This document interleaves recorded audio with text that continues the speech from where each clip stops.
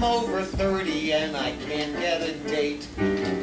My clock is ticking and I know I'll be late. So where's my boyfriend, 'cause I know he'll be great. Oh well, too bad. It sucks to be me. It sucks to be me. It sucks to be getting fat and all of that vasectomy. It sucks to be me. Sorry to hear about that. How are you? Thank you. Thank you. I'm not the slimmest girl, and that you can see. I saw. Why can't guys look inside and really see me? I don't have all night. But creeps I'm losing sleep and won't let me be. Oh well. Oh well. Too bad. Too bad. It sucks to be me. It sucks to be her. It sucks to be me. It sucks to be her. It sucks to be not so slim, avoiding gyms. I've seen 30. It sucks to be me. Thanks. How are you? I'm fine. I was going to compliment you too. You do look very good. Thank you. Let me tell you this. I am a nice guy, as I'm sure you can see. I doubt it. I like the young girls, but they don't like me. Uh-oh. I got a snake in here that wants to be free. Oh well. Oh well. Too bad. Too bad. It sucks to be me. It sucks to be him. It sucks to be me. It sucks to be him. It sucks to be horny with no chance of some real company. It sucks to be me.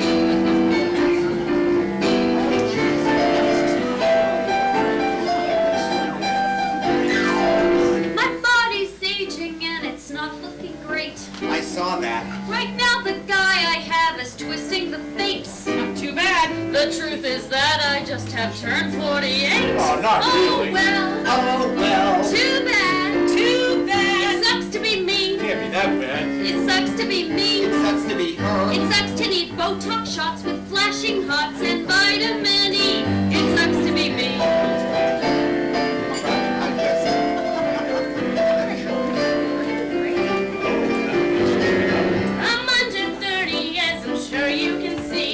Notice that. I want a boyfriend and a small family. No, you don't. The guys are dirt and full of quark and dirty. Oh, yeah. Oh, well. Oh well. Too bad. Too bad. It sucks to be me. Not really. It sucks to be me. It sucks to be her. It sucks to be young and smart with guys who fart and really dirty. It sucks to be me. Girls, listen. Please tell me you'll get better young. At my age, honey, I don't think so. Oh, dear God. I do. It sucks to be me. It sucks to be Me. It sucks to be me. It sucks to be me.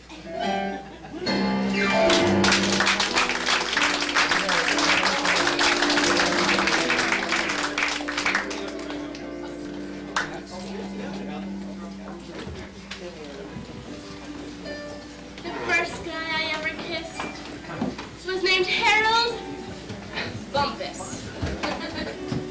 Now from the name, you couldn't possibly imagine the crush I had on him in college. Most everyone called him Harry, and I wouldn't say he was traditionally handsome, but more of a dumb woman's Bill Gates. He had glasses and hair that was always in his eyes, and a birthmark on the left side of his cheek that sprouted a few inch-long hairs. But I thought he was cute. See, I was always afraid of boys, and most of my girlfriends had their first kisses years before. So I guess in a way, I was waiting for Harold Bumpus. We had 2 chemistry classes together, and we were often each other's lab partners. And on a late Friday night, while we were dissecting a fetal pig, he turned to me, confessed his love, and over a Bunsen burner, he started to lean in. I had a cold sore on my lip. That didn't seem to matter, so I threw caution to the wind and I puckered up. He kissed me so hard that my sore actually burst. And there we were, kissing amid the ooze. We didn't think anything of it. And after we were done, Harold swabbed my lips and put the liquid into a little petri dish so we could see what actually might grow from our relationship. Over the next couple of weeks, we kissed many times, but the dish remained stagnant. And after a month, we decided that maybe we weren't for each other, as our mixture of spit and pus never yielded any growth in the dish. Harold went his way, and I went mine. Now, it's been nearly 10 years, and I still have that dish. I often think of Harold and wonder if someday he will come back to me. See, he became a famous scientist, and I became the woman with the dish in the freezer.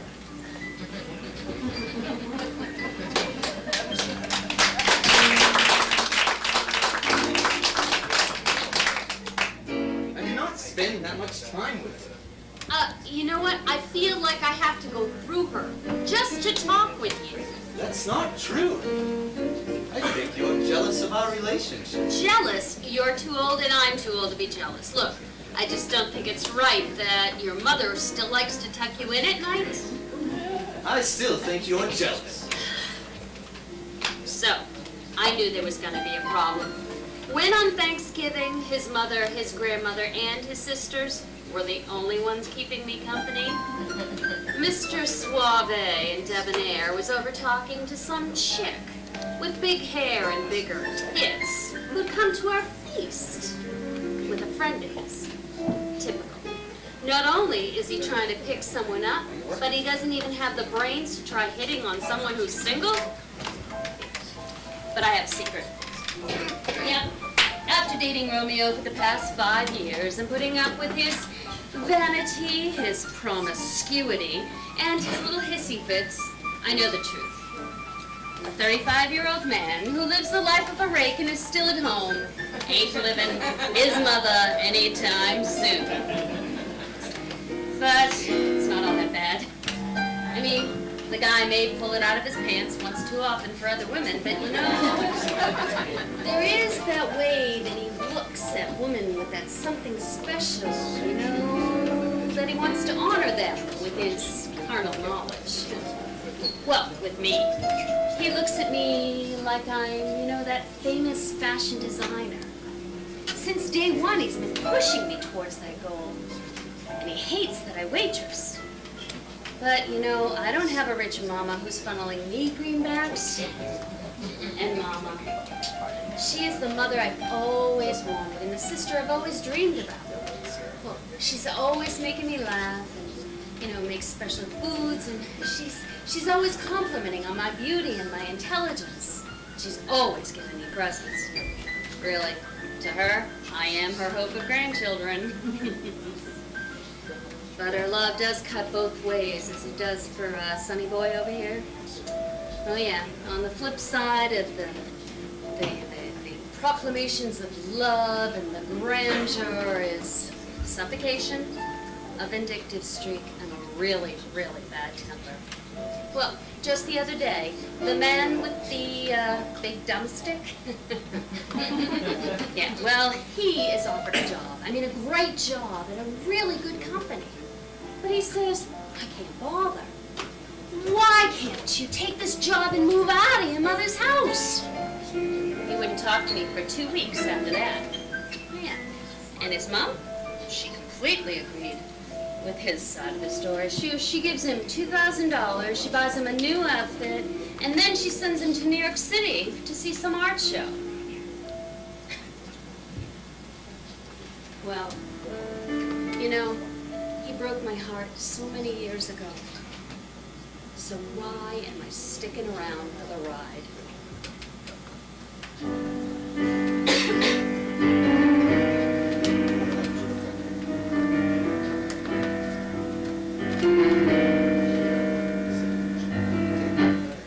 Maybe this time I'll be lucky. Maybe this time he'll stay.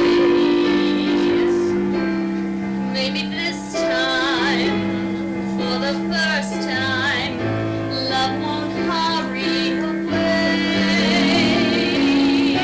He will hold me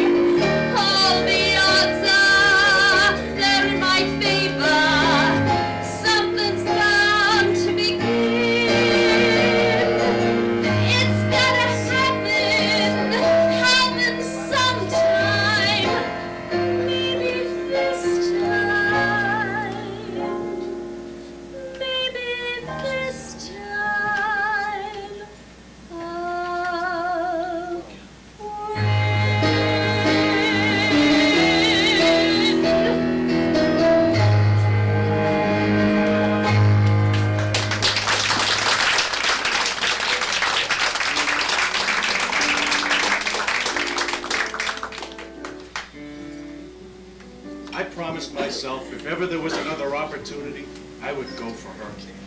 I'd flirt. I'd make my interest clear. The minute I saw her smile, it was all over for me. Of course, it didn't hurt that she had long brown hair, bright blue eyes set in a friendly face. As they say, she had a great helmet, an outstanding frame, and legs that just stretched out for and an ass. Oh, only in my dreams could I dream of such an ass. I wasn't the only one who noticed. Me and Gus were standing around one day at the park when she sashayed by in her shorts with the other gardeners. Gus turned to me and I turned to him. He said it first. Lordy. I knew exactly what he meant. Of course, I was invisible to her. And I don't think she ever knew just how beautiful she was. She didn't have a clue, which was what made her so easy to talk to. We'd run into each other at the park where we both worked. I'd offer her a smoke, she'd take it. We'd talk about the bitchy receptionist or the asinine director, share a laugh. She was right there in front of me, but I could never say what I wanted. Never. Once when we were working close together, she was pulling weeds from a garden and I was mending a fence. I just had this urge to go over and kiss her, just to embrace her. I didn't. I could just imagine the look she'd get on her face as she pushed me away. She was living with some asshole, but even if she wasn't, I was too shy. I would have waited, though, for her to leave that guy, and then maybe I would have said something. That was almost 25 years ago. Right after I had that strong urge, she left for another job. I'd run into her every once in a while when we'd bump into each other on the street. She always looked right into my eyes when she talked to me. Always smiled. I eventually married and had kids. It didn't last. I got a divorce about 7 years ago. The woman of my dreams never married. Never. She's coming over to talk about the new building I built at the park. She wants to have a reception for her niece or something. This is my chance. We're not as pretty as we used to be. Better late than never.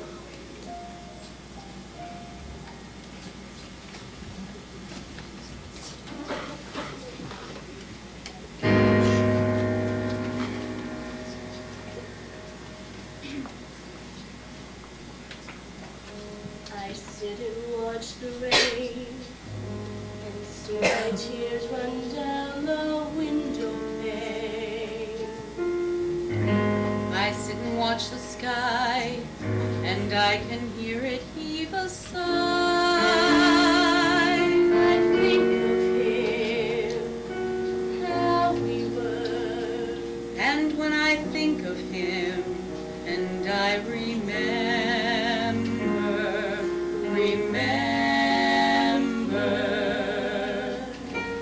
In his eyes I can see where my heart longs to be. In his eyes I see gentle glow, and that's where I'll be safe.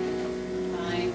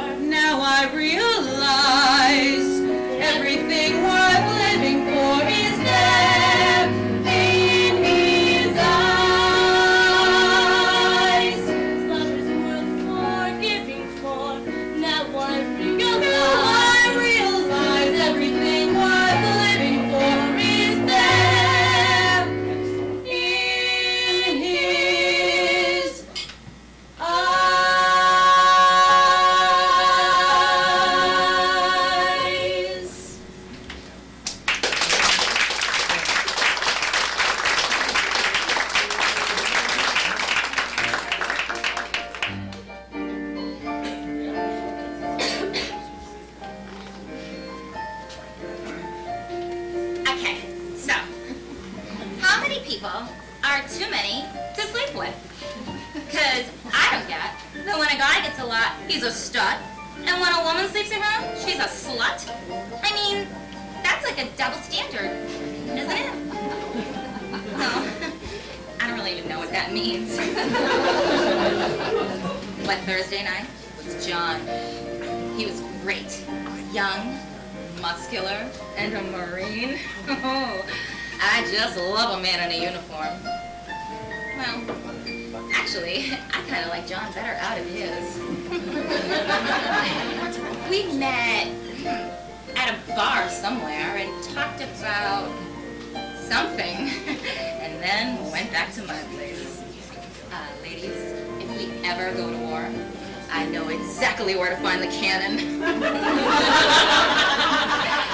Now, Friday night was Bob or Bill.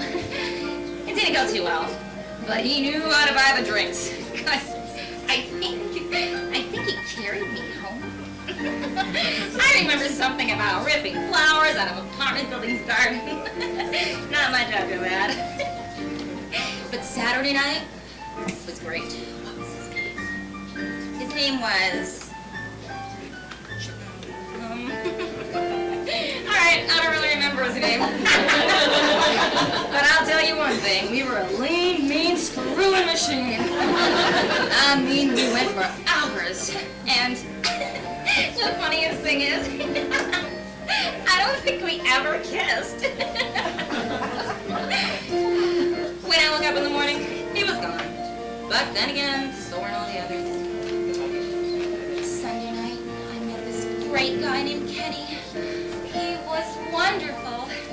We actually had a lot in common. He reminded me of someone I went to high school with. So, after a few hours, and we actually had a conversation, I naturally invited him back to my place. But he decided not to come over.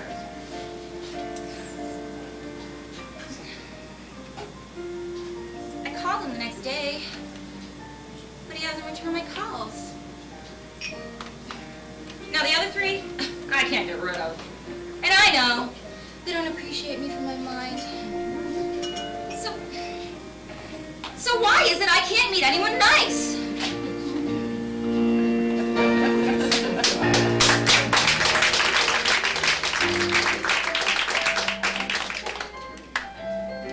Why bother having a sexual relationship when there's so much you can buy retail? I mean, seriously, you can go through the will they or won't they call tonight, or you can just open up the brown paper bag. And you know the one I'm talking about. You know, the one that you got from the store whose name you won't reveal to anyone but your closest friends. Then you're ready for a party. So, you make your favorite meal, not the one that you've altered because he or she doesn't like fish or is allergic to artichokes or has some other weird kind of food allergy that you've only ever heard about on Oprah. You don't have to wear that outfit, and you all know which one I'm talking about. The one that you have to iron that you think you look great in, but which really doesn't fit you anymore. And you don't have to drown yourself in perfume or cologne, you know, to cover up your scent, which is, in theory, the reason they were attracted to you in the first place. Then you're ready for your party. So, you make your favorite food, you sit back and relax, you know, maybe a little dessert for later, and then you open up the brown paper bag. That's, of course, you know, assuming that you bought the right kind of batteries or, you know, secured the proper inflating devices, whatever it is your taste is. And then it's like a shuttle ride to the moon, baby. Sorry, I was just thinking about the moon there for a second. Goodness. So, I don't know whether it's the whirring noise or the sound of popping plastic that takes me to outer space. But the best thing about it is, There's no one there to get in your way. You don't have to slip off anyone. There's no hair involved that's going to get stuck in your teeth. And when you're done, you're done. Then you can watch your favorite television show. You can snuggle up in your bed that you don't have to share with anyone and get a good night's sleep. Anyway, that's what it's been like since he left. I wish you'd called tonight, though. You see, my batteries are dead.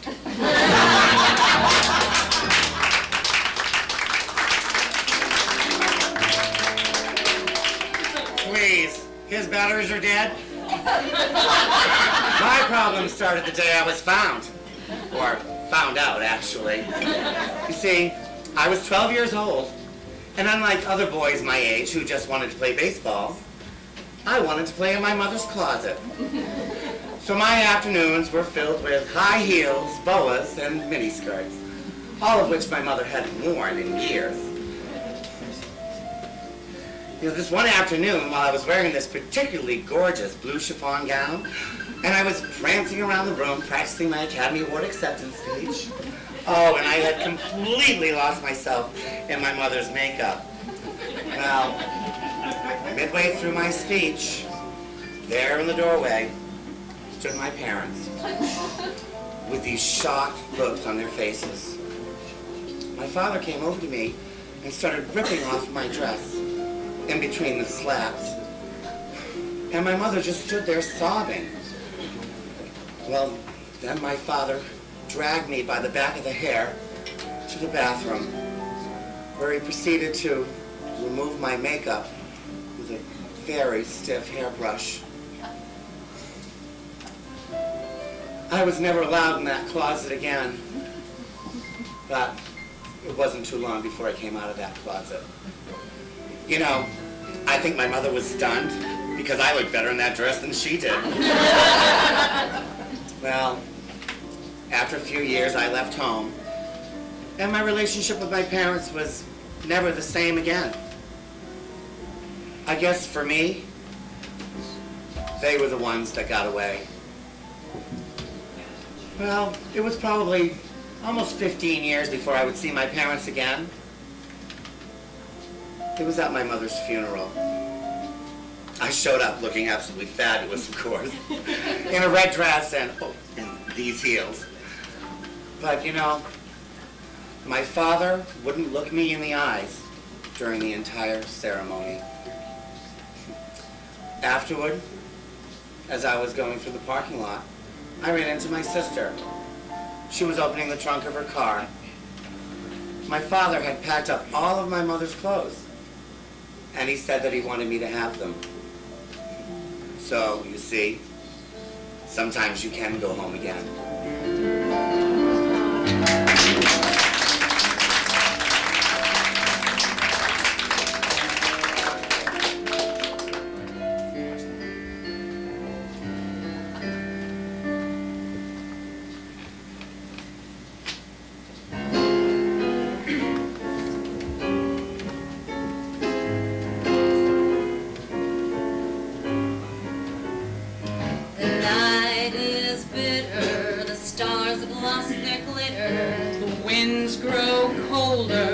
Suddenly you're older, and all because of the man that got away. no more his eager calls, the writings on the walls, the dreams you dreamed have all gone astray.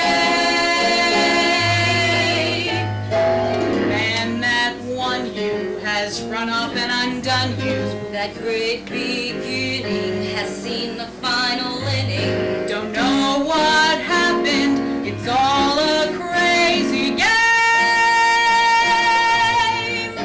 No more that all-time thrill, for you've been through the mill, and never a new love will be the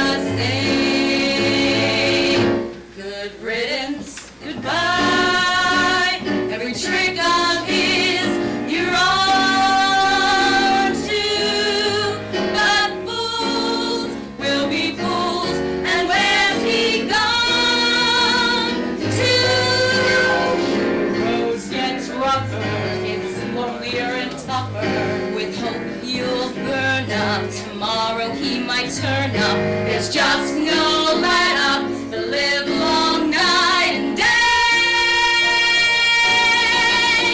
Ever since this world began, there's nothing sadder than a one-man woman looking for the man that got away. The man that got away.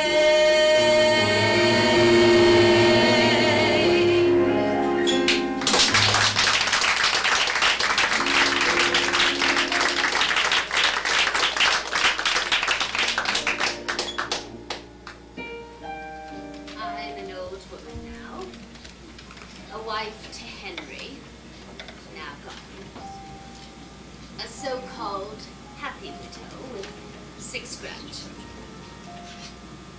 I spend my afternoons looking through old photo albums, and I always go back to that one that's tucked away behind the blanket chest. Then I take out my letters, and I look at my photos. And I always look at that worn-out one of him sitting on that old stone. I met him when I was 20 years old at the town beach. We were friends at first. Oh, he was such an entertainer, and he loved to dance. And he had the most breathtaking shade of blue eyes that always seemed to look at the world as if it were both positive and romantic. Oh, romance trickling through his veins. Don't let anyone tell you any different, but the way to a woman's heart is to make her laugh, to make her feel beautiful and desired. We became lovers one evening at a friend's camp. He walked into the room very quietly and looked at me in such a way I can still see him today. Then he snuggled up to me, and that was that. Oh, we were inseparable, and friends were, jealous of our chemistry. Oh, let me read to you one of the letters that he wrote to me after a family reunion. Seeing you last weekend was wonderful. It made me think that I am the luckiest man in the world to have your tender face locked with mine and conveying the love and respect any man could ever hope for. I will never forget our rapture as we lay intertwined in the old cabin bed as a thunderstorm raged outside. I never felt so loved, so safe. It's funny though. Friends knew that we would always be together forever. That was till the war came. Well, letters arrived, but then they dwindled. His family moved away. We never reunited. I heard about his wife and his children. I married Henry. I was 28 years old, and everyone said that I should get married, and so I did. And so now, I sit here in the sunset of my life, looking back 50 years ago into that handsome face, wondering how we ever lost our chance. I'm stuck back there, back where my heart sings a song for my one true love.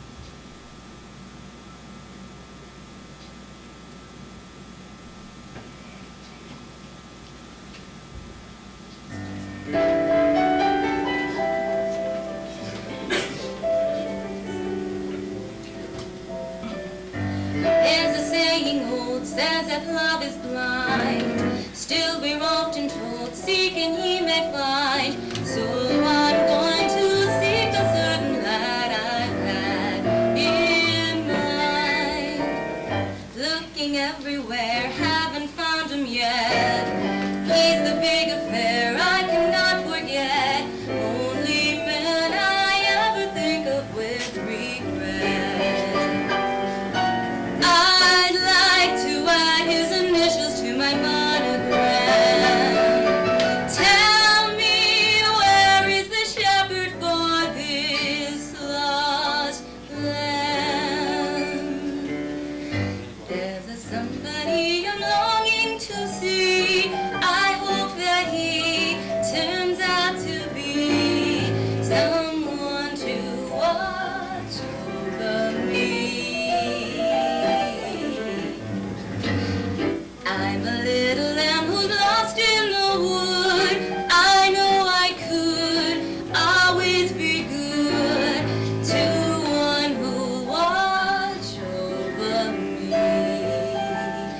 Although he may not be the man some girls think of as handsome, to my heart he carries the key. Won't you tell him please to put on some speed, follow my lead? Oh, how I need someone to watch over me.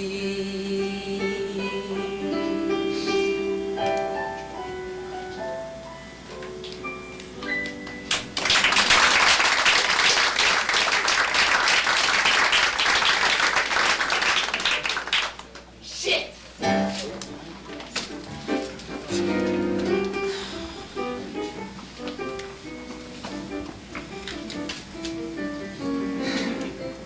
So I was dating this one girl named Marge. We had been going together for quite a while, but I felt as though we weren't getting anywhere. So we had a long talk about it and decided it'd be better if we weren't exclusive. Well, next weekend, I had a date with this woman named Sylvia. We had mad, passionate sex for hours. Yeah! And in the morning, I realized what my destiny was. To sleep with older women. So when Marge and I got together the next weekend, we decided to talk about our previous weekend.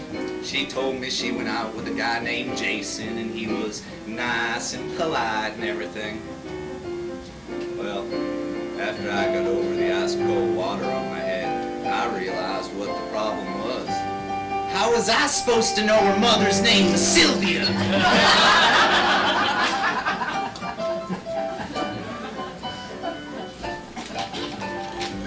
You are suffocating me with your version of love? I already have a mother and 2 sisters. If you're looking for someone to take care of, I suggest you get a puppy. I am my own man. I have a job. I have a promising career. I don't need you in any way. You really need help? I'll be over on Friday to pick up my laundry.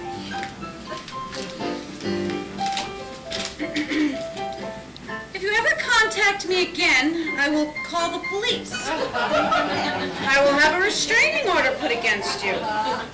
I will freeze all of your financial assets, kill your dog, burn your house to the ground, and total your car. Don't ever contact me again. Love, Mom.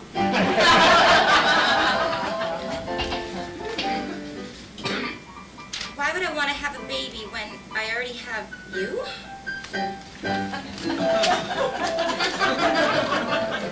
I am not gay. I have never been gay. I have no plans to be gay in the future. The 67 times we slept together was a phase I was going through. I'm currently dating a woman and I plan to marry her. P.S. I haven't changed my phone number. Stud. L is for the way I loathe you. O is for the other men you've slept with. V is for the venereal disease you gave me that reminds me of you. And E is for everything that you own that I've now thrown out on the street. Put those together and that spells love.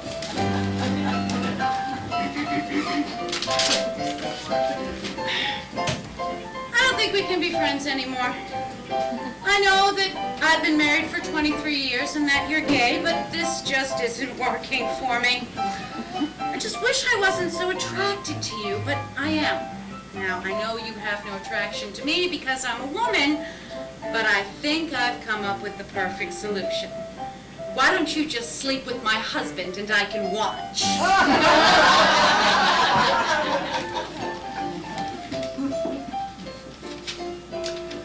How am I supposed to know what an STD is? When you told me you had one, I thought your car needed oil?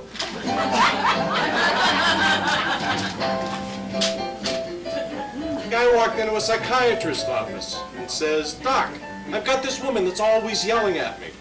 The doctor says, "Well, what do you say to her?" And I tell him, I say, "Darling, you've got no tits and a tight box." The doc says, "Well, what does she say?" I tell him, she yells, "Get off my back!" Dear Sheila, you're the best woman I know. You have style, wit, and the best sense of humor. When you walk into a room, time seems to stop as if an angel has visited the planet. Flowers pale to your beauty, the sun's diminished, and the stars always seem less bright. Hell, I was bored, so I wrote it to myself.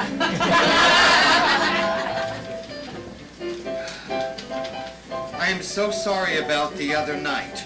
When you told me you wanted adventure in our relationship, I just assumed you meant a threesome. So when I slept with your best friend Fred, I was doing it for you. P.S. Fred and I are getting married. Would you like to join us on our honeymoon?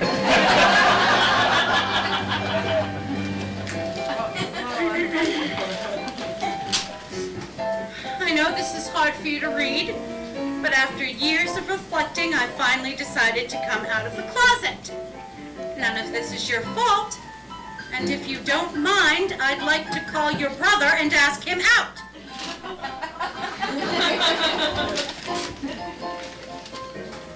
When I said I didn't want to have your kids, what I meant was I do not want to raise your children from a different marriage. It's bad enough that I have to spend the holidays with her. Do I really have to have little versions of her running around my house?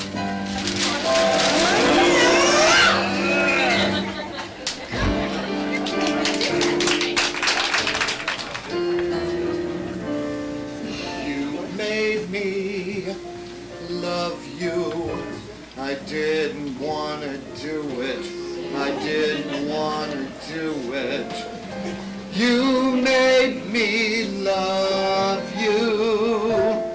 And all the time you knew it. I bet you always knew it. You made me happy. Sometimes you made me glad. But there were times, dear, you made me feel so sad. You made me cry, 'cause I didn't want to tell ya, I didn't want to tell ya. I think you're grand, that's true. Yes, I do, indeed I do, you know I do.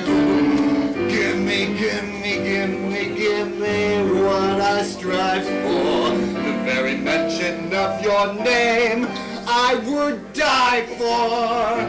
You know you made me love you.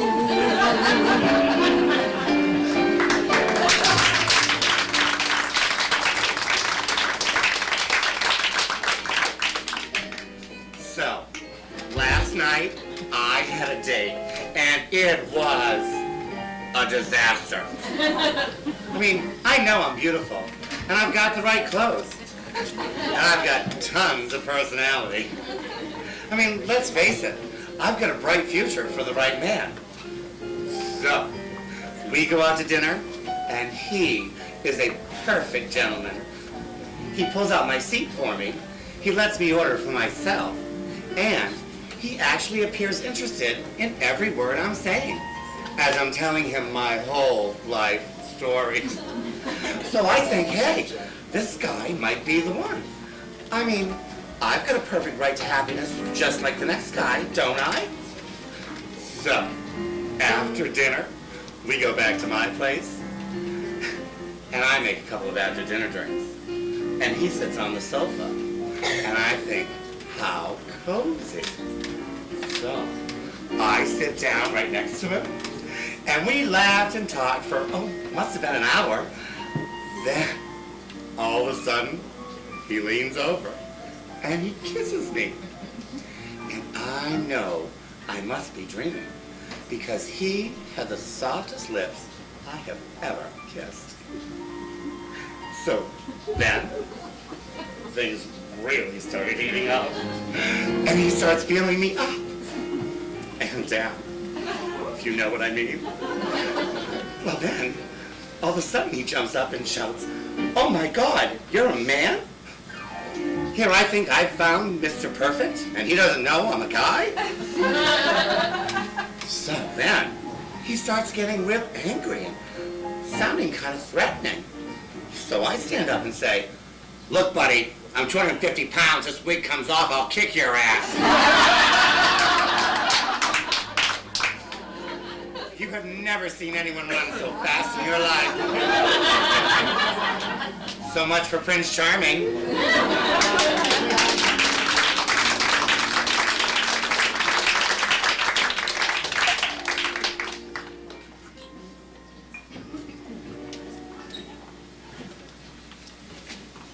What can I get you two tonight? I'll have another scotch in the rock. Can I have a glass of the house white wine? You sure can, honey. Thanks a lot. Make that a double. Sure.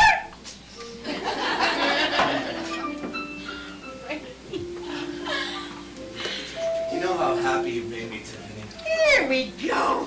Oh, thank you. You're welcome. I've always wanted to make you happy, Tom. Well, we've been together for 2 years now. I've been a horrible boyfriend all along. I cheated on you and you forgave me. I forgot your birthday. Twice. I buy you cheap presents for Valentine's and Christmas. I don't know what else to do. Tom, what is it? I don't know what else to do to give you the message. I've been rotten through and through. Well, why did you call me in the first place? What made you stay? You're kind of cute, and I knew you really liked me. Ah! What are you doing? Sorry. Jesus. Anyway. I knew you really liked me, and I needed someone to take to the company parties. Everyone loves you. You mean you were doing this on purpose? Tiffany, you're so nice and cute. I never really wanted to hurt you. I thought you'd get sick of my antics and break up with me. I'm so hurt. I didn't want to break up with you. I wanted you to break up with me. Consider yourself dumped. Ow!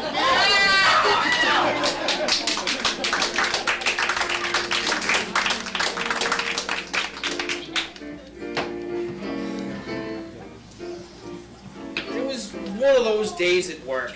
Phones ringing, an emergency meeting department heads, heated conversations. Man, all I could think about was getting out of the office and onto my skateboard. Well, that's not all I was thinking about. By the end of my shift, I felt like a wet sheet just wrung through the wringer. Then I looked up from my desk and saw Angela standing there, looking out the window at the city skyline. Then it hit me. I was in love with her from that one moment. I gazed at her and this feeling came over me. Time stood still. I felt warm. I felt numb. Well, not every part of me felt numb. I felt the way Charlie Brown feels about that little red-haired girl.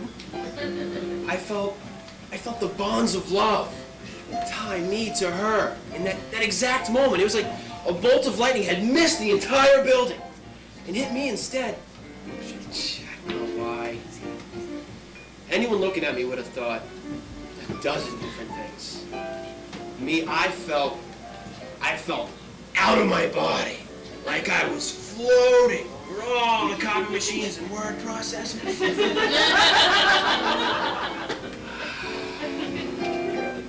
In those fleeting moments, I remembered every conversation we had ever had, every gesture that passed between us. My problem is that I see Angela all the time. She's my coworker.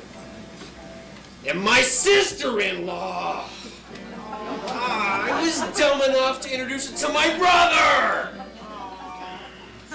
But for me, the spell had already been cast.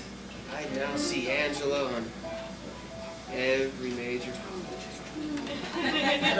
And when she holds my brother's hands, kisses my brother's lips, I'll pretend that those are my hands, my lips. I guess there's only one thing for me to do. Count the days to Thanksgiving.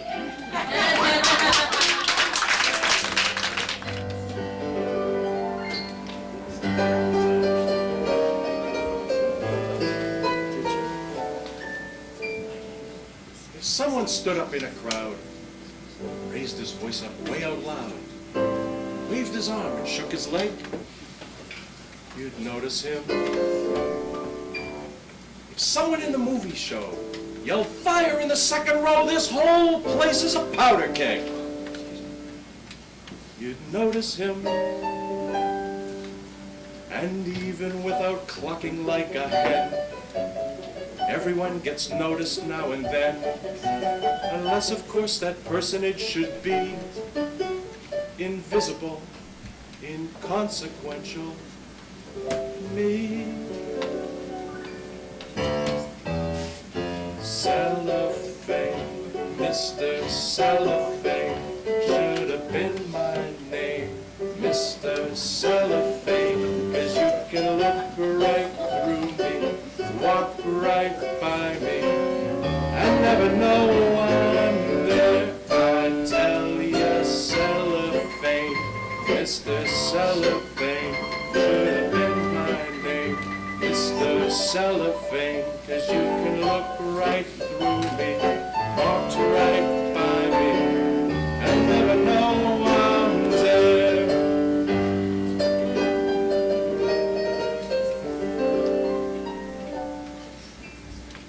Suppose you was a little cat, residing in a person's flat, fed you fish and scratched your ears. You'd notice him.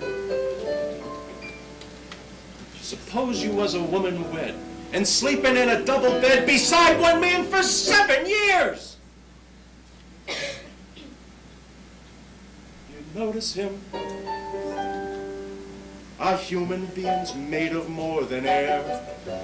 With all that bulk, you're bound to see him there. Unless, of course, that person next to you is undistinguished, unimpressive. You know.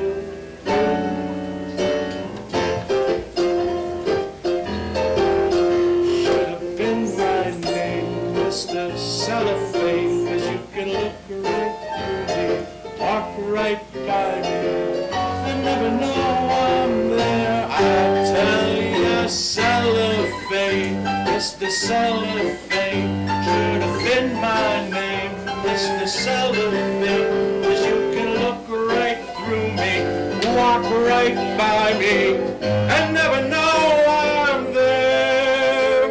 Never even know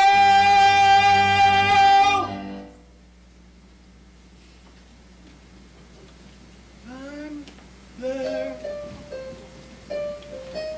Hope I didn't take up too much of your time.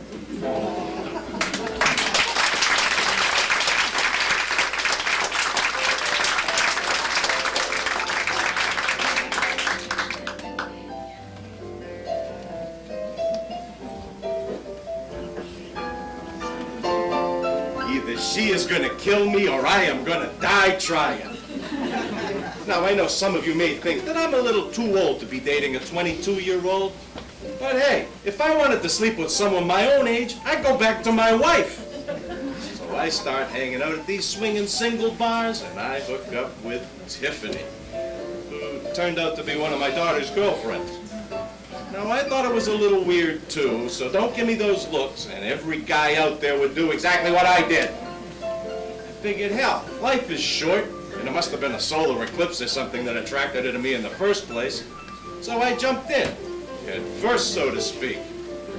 Anyway, Tiffany is a sex machine. I swear she needs it all the time. So I start taking Viagra, then Cialis, Levitra, you know, just to keep it up. I swear I haven't taken this many drugs since college. The only problem now is the damn thing won't go down. So I have a talk with Mr. Johnson. I say, look, save your strength. I swear, I feel like up in the Boy Scouts again. Every hour of every day, I'm surrounded by my own pup tent. Now, anyway, I know where most of you are looking, but at least thanks to duct tape, I can go out in public. Anyway, I start working out in the gym during the day just to increase my stamina. I swear I spend every day and night pumping something. If she doesn't kill me first, I know I'm gonna have a heart attack. You know, it might be the first time in history where someone was coming and going at the same time.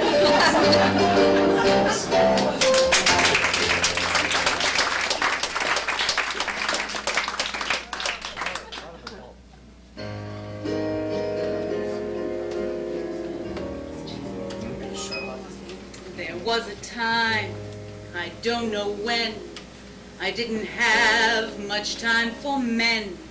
But this is now, and that was then, I'm learning.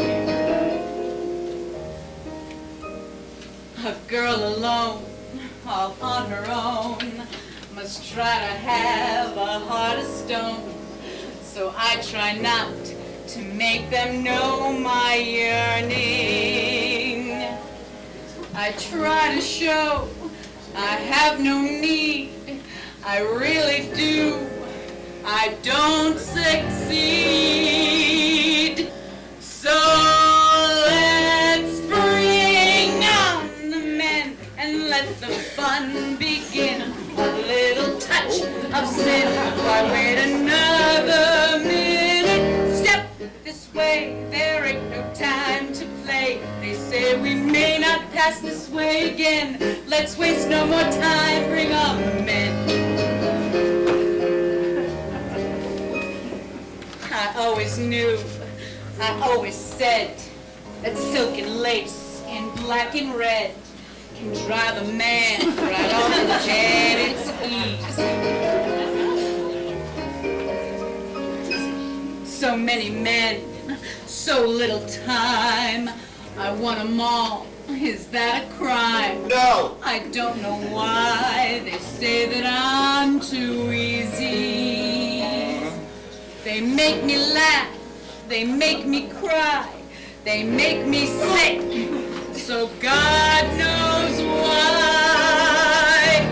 We say bring on the men and let the fun begin. A little touch of sin, I wait another minute. Step away, there ain't no time to play.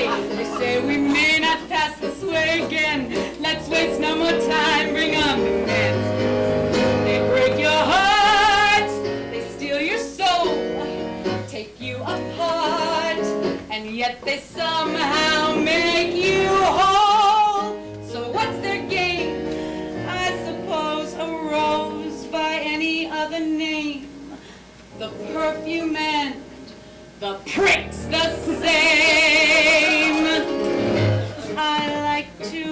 have a man for breakfast each day. I'm very social and I like it that way.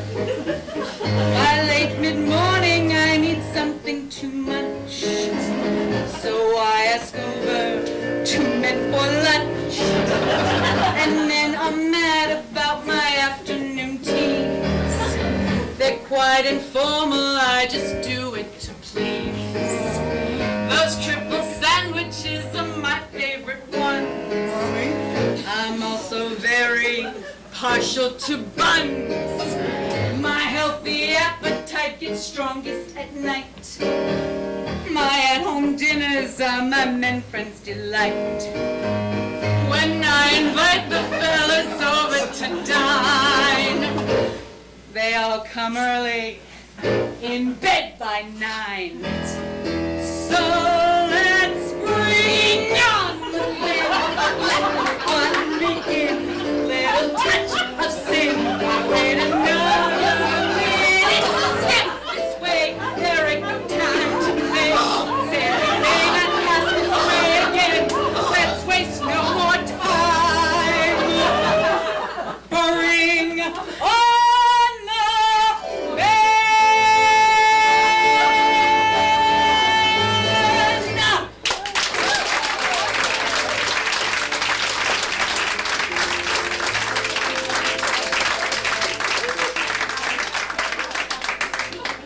Are you all right?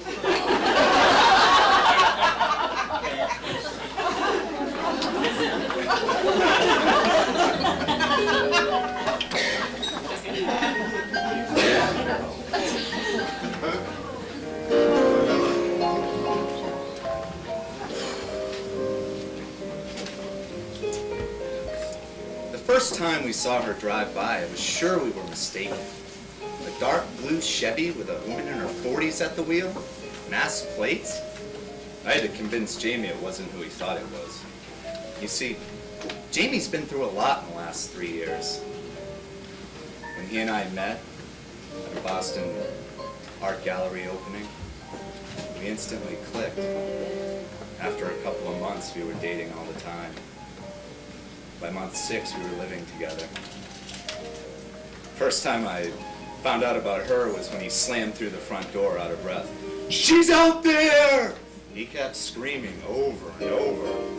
Half a bottle of tequila later and a whole lot of coaxing, he told me all. She'd been a co-worker at a print shop in Watertown. He'd been friendly at first. Jamie always gives people the benefit of the doubt. He has a big heart. But he started to get that creepy feeling when she would wait outside every afternoon to walk him to his car. Then she started leaving notes on his desk and flowers. When he finally told his boss, nasty notes, she was eventually fired. Then she started driving by his apartment. That's when he and I met. I could tell right away that this bitch scared him. Jamie's not what I call worldly. He worries constantly. So, we decided to move. We got new jobs and we moved to Maine. That's where we live now. We live near the beach and we're thinking about getting a dog. Jamie loves dogs. I think he's calmed down a whole lot. I think I convinced him that the dark blue Chevy couldn't be her. There's no way she could follow us through 2 states to where we are now. Still, I knew it could be her. I watched the car move slowly down the hill and do a 3-point turn in front of our driveway. Just in case, I keep a baseball bat in the car, one in the garage, one hidden in the bedroom closet. I'm not fragile like Jamie, but I'm not stupid either. When we came home last night, I saw the shoes first. They were peeking out behind the living room drapes. Like a cat, I walked back into the garage where Jamie was unloading our shopping bags and asked him to go fetch the mail out of the box up the hill. He gave me that "you gotta be kidding me" look, but he went anyway.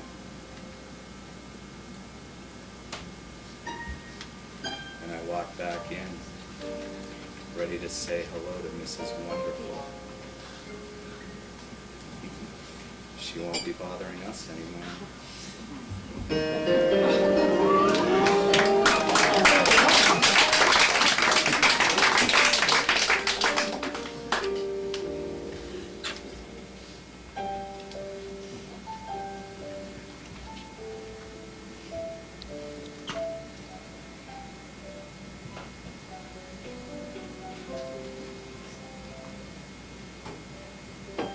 I can still smell him on me. I know that sounds crazy because he's been gone for almost 3 months now. 87 days, actually.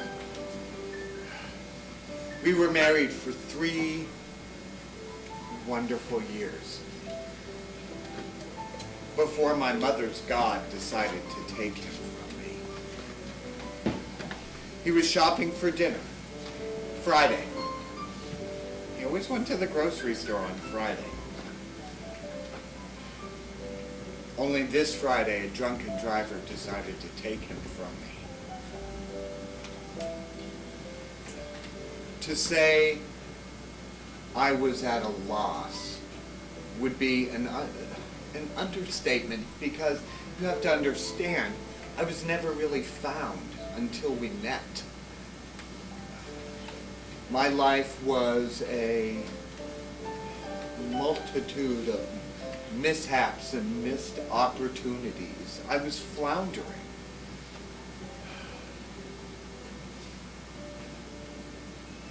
Then one Friday night, I know what you're thinking, I have a thing for Fridays.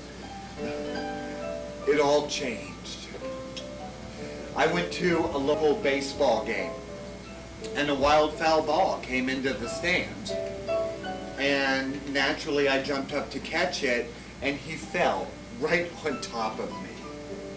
He fell right into my lap. We would joke later that he fell down from heaven. Oh, but you should have heard him laugh when he showed me that ball, gripped tightly right in his hands. And he had the best laugh. And after that, we never spent any time apart.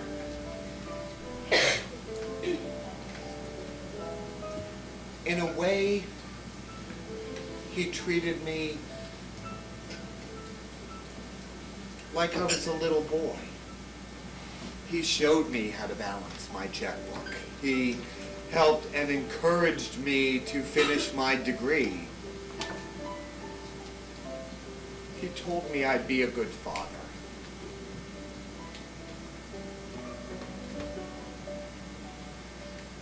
He taught me how to live. And then he died. Now I can't take a breath without smelling him on me. I can't walk into a room without thinking I see him. I can't have a thought or a dream that he is somehow not a part of. And I used to love to dream. I know it's better to have loved and lost than never to have loved before. Only now he's gone. And I'm the one who's lost.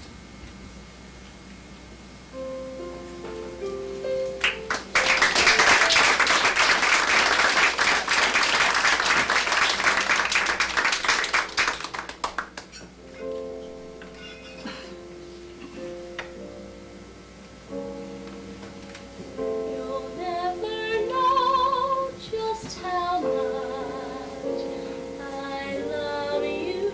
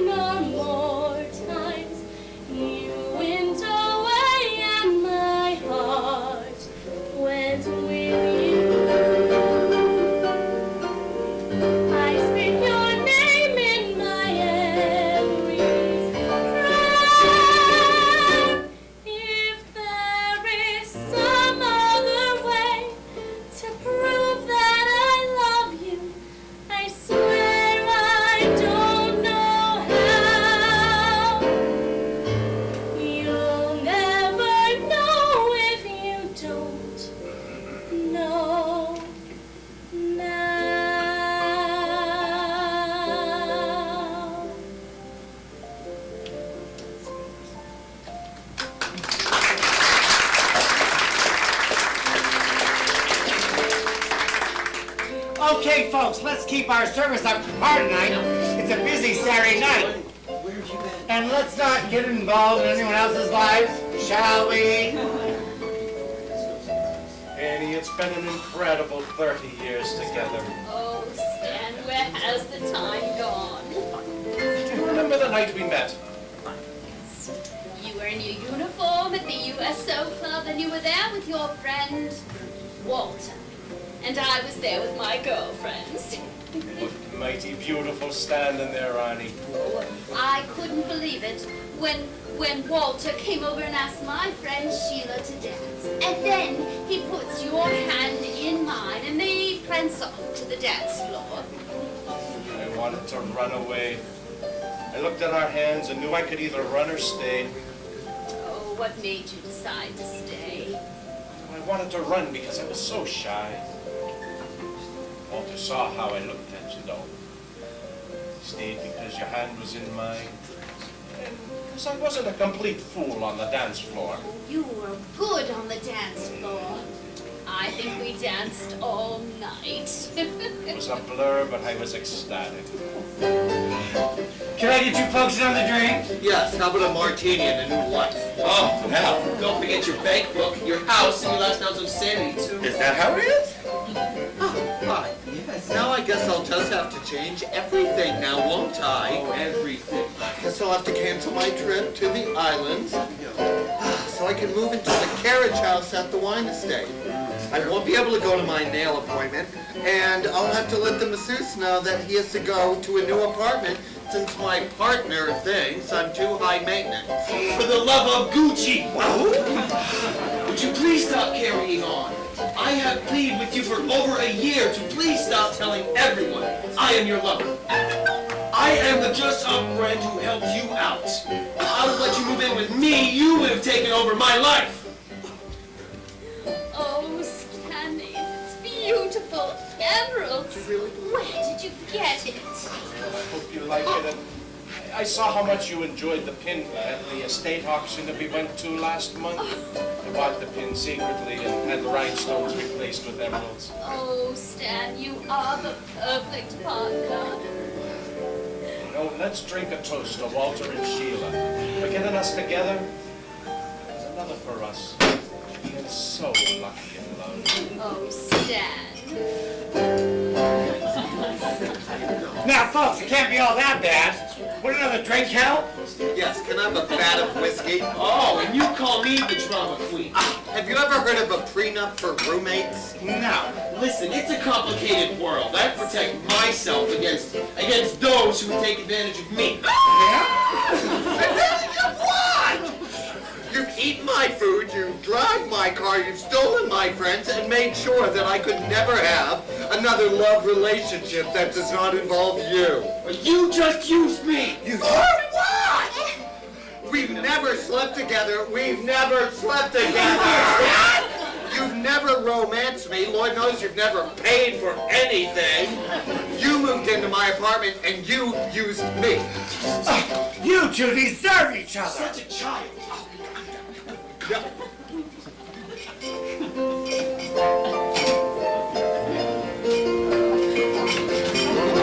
Oh, Holy Mary, Mother of God, I'm so sorry. All right. I'm sorry. It's all right. All right. No. Well, looky here. Hello. Yeah, one of those, please, lady. Lady, whatever the hell you are.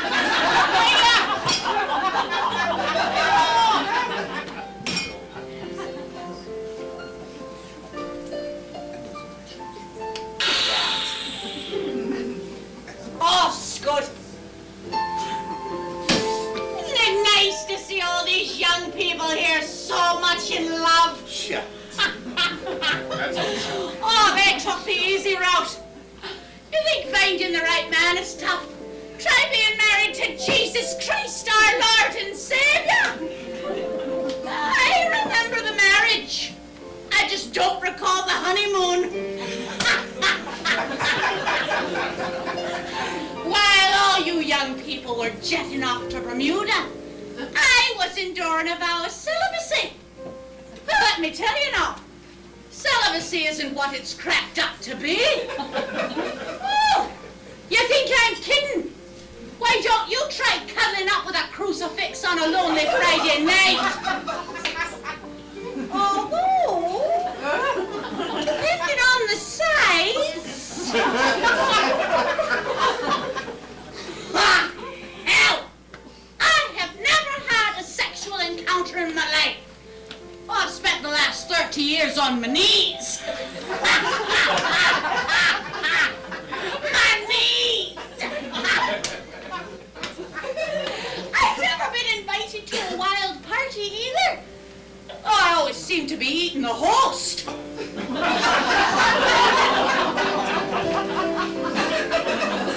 Oh, it sucks to be me. I am married to the church. I had a calling. Unfortunately, the call didn't come from the local pool hall asking if I'd like a beer and a little game of egg ball.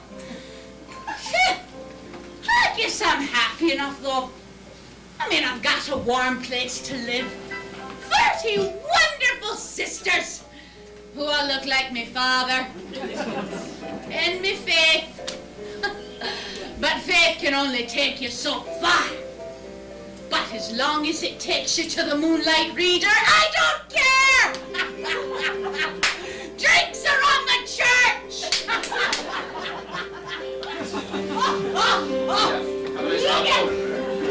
Look out! Sam, you know Melancholy Baby? Woo! Oh, I know this song! Baby, won't you be my melancholy? I don't really know the words.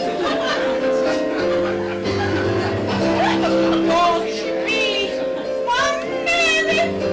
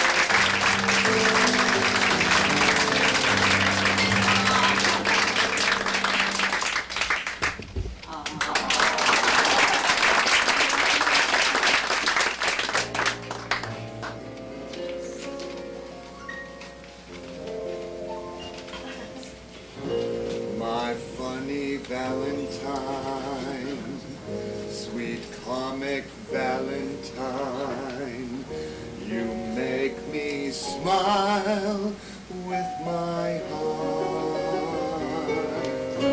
Your looks are laughable, unphotographable, but you're my favorite sort of art. Is your figure less than Greek? Is your mouth a little weak? When you open it to speak, are you smart? Don't change a hair for me,